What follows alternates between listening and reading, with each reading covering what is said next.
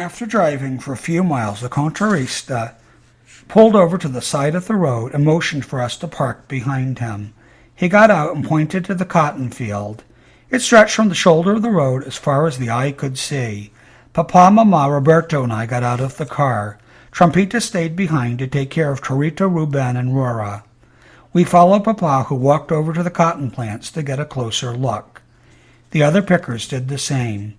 Papa said it was a good crop.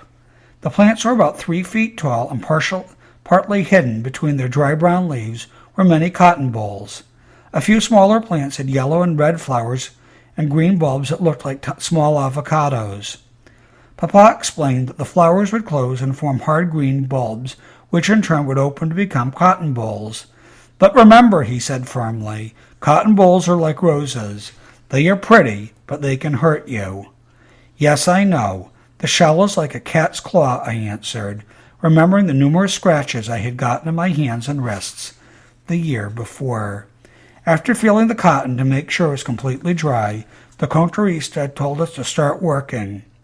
All of the pickers, except me, had their own sacks and their own rows to harvest. I went a few yards ahead of Mama and picked cotton from her row and piled it high on the ground. When she reached the pile, she picked it up and put it in her sack. I then moved over to Papa's row and did the same thing for him, so that he and Mama could move up the rows evenly. Roberto did not need my help. He was a faster picker than either Mama or Papa. After picking for 2 long hours, Roberto helped Mama make room in her sack by lifting it upright and shaking it several times up and down, compacting the cotton to the bottom. When Mama's sack was too heavy to drag behind her, Roberto took it to the weigh station to be emptied. The station was at the end of the field, about a quarter-mile ahead. With my help, he flipped the sack over his left shoulder and held it in place with his right hand. I walked behind him, lifting the back end to lighten the load. The front end grazed the sides of the furrow as we made our way to the station. He stopped to rest a few times and to wipe the sweat from his brow with the red and blue handkerchief tied around his collar. As we approached the weigh station, the contrarista said to Roberto, "You are really strong for such a little guy. How old are you?" 14, almost 15, answered Roberto proudly and out of breath. "No fooling," replied the contrarista, adjusting the scale that hung from a tripod about 3 feet in front of the cotton trailer. After weighing Mama's sack, the contrarista... 14, almost 15, answered Roberto proudly and out of breath. "No fooling," replied the contrarista, adjusting the scale that hung from a tripod about 3 feet in front of the cotton trailer. After weighing Mama's sack, the contrarista jotted in a notebook 90 pounds after our last name, which he asked Roberto to spell. Teasingly, he asked me, "Where is your sack, Mocoso?" I pretended not to hear him and quickly walked around the side of the trailer, which was about the size of our cabin. It was covered in chicken wire and had no roof. It looked like a large bird cage. I held the ladder steady for Roberto while he climbed it, carrying the sack. When he got to the top, he carefully walked to the middle of a plank that was laid across the trailer and emptied the cotton sack. Papa carried his own sack to the weigh station, but Roberto emptied it because Papa had a bad back.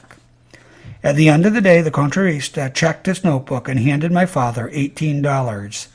"Not bad, 600 pounds, Papa said, grinning. We could have done better if I had my own sack, I thought to myself. By the middle of November, the cotton fields had been picked. The contrarista informed Papa that we could stay in the cabin, which was owned by the company, who owned the fields until the end of the second picking, or la bola as it was called in Spanish. La bola was messy and dirty. It involved harvesting everything on the plants after the first picking, including cotton balls, shells, and leaves. The pay was 1.5 cents per pound. The contrarista said that told Papa that we could pick the cotton for the other ranchers until La Bola would start, which was in 2 or 3 weeks. For the next few days, when it did not rain, Papa, Mama, and Roberto left the cabin early in the morning to look for work. They took Torito, Ruben, Rora with them. Trumpita and I went to school and joined them on the fields on weekends and holidays. At dawn on Thanksgiving Day, Papa, Roberto, and I drove in the Cucaracha for miles, looking for cotton fields that were being picked. During that 4-day weekend, I was determined to prove to Papa that I should get my own sack. On both sides of the road, we patched endless fields of harvested cotton plants. From their dried branches dangled cotton fibers left during the first picking. They were frozen from the cold. In the distance ahead of us, Papa spotted a white speck in a cloud of thick black smoke. "Ah, he said cheerfully, pointing with his finger. He stepped on the gas. As we approached the cotton field, Papa slowed down and parked our sputtering carcaricha on the roadside to be near the cotton trailer. A few feet from it, around a burning tire, stood several men and women trying to keep warm. Papa asked the Mexican foreman for work. He told Papa we could start any time we wanted, but he suggested waiting until it got a little warmer. He invited us to join us around the fire. Papa did not want to waste time. He told Roberto and me that we could wait, but he was going to work. Seeing this as an opportunity to prove to Papa that I was grown up enough for my own sack, I followed him and Roberto into the field. They each took a row. I went ahead about a quarter of a way into Papa's row.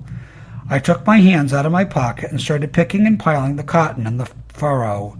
Within seconds, my toes were numb and I could hardly move my fingers. My hands were turning red. I kept blowing on them, trying to keep warm. Then I felt an urge to relieve myself.